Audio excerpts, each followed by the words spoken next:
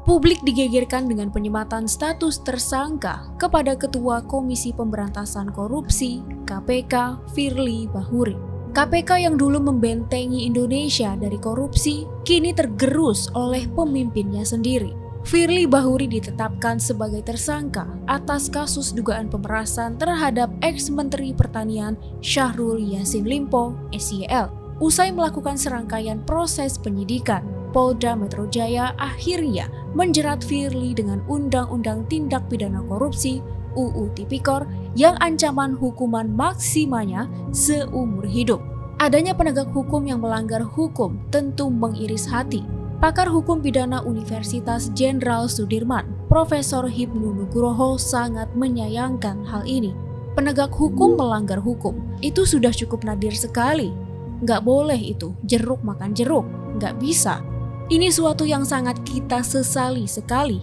Penegak hukum itu harus menjadi benteng untuk menjaga hukum, bukan merusak hukum, kata Hipnu kepada Forum Keadilan, Kamis 23 November 2023. Hipnu menjelaskan, sebagai penegak hukum yang melanggar hukum, hukuman Firly harus diperberat nantinya. Ia juga menekankan Firly untuk mengundurkan diri, sebab dalam pasal 32 nomor 19 tahun 2019, KPK diatur bahwa pimpinan KPK yang menjadi tersangka harus mengundurkan diri.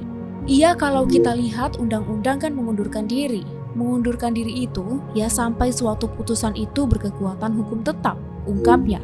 Hal yang sama juga dikatakan oleh mantan Ketua Wadah Pegawai WP KPK Yudi Purnomo Harahap.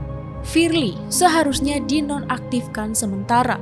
Meskipun menurut Yudi, Firly tidak akan mundur tanpa melakukan perlawanan. Mengundurkan diri bukanlah hal yang menjadi salah satu opsi, karena saya lihat yang bersangkutan sepertinya ingin tetap bertahan. Dia masih ingin melakukan pembelaan terhadap sangkaan yang diberikan padanya. Dia akan dipecat atau berhenti secara tetap setelah menjadi terdakwa, ujar Yudi kepada Forum Keadilan, Kamis 23 November. Padahal menurut Yudi, dengan ditetapkannya Firly sebagai tersangka saja sudah membuat kepercayaan masyarakat terhadap KPK menurun. Tentu untuk kepercayaan masyarakat akan semakin menurun karena Ketua KPK terlibat korupsi, di mana itu tugas pokok dan fungsi KPK itu sendiri, jelasnya. Namun begitu, KPK punya pandangan lain terhadap penetapan Firly. Pasca ditetapkan sebagai tersangka, KPK masih mengizinkan Firly aktif dan bekerja seperti biasa.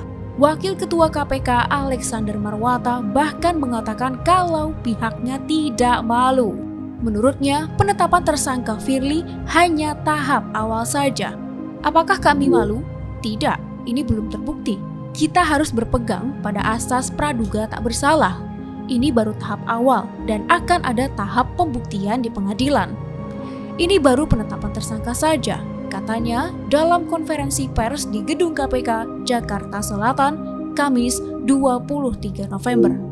Alex mengatakan saat ini KPK tidak perlu meminta maaf kepada masyarakat, sebab menurutnya Firly belum terbukti bersalah.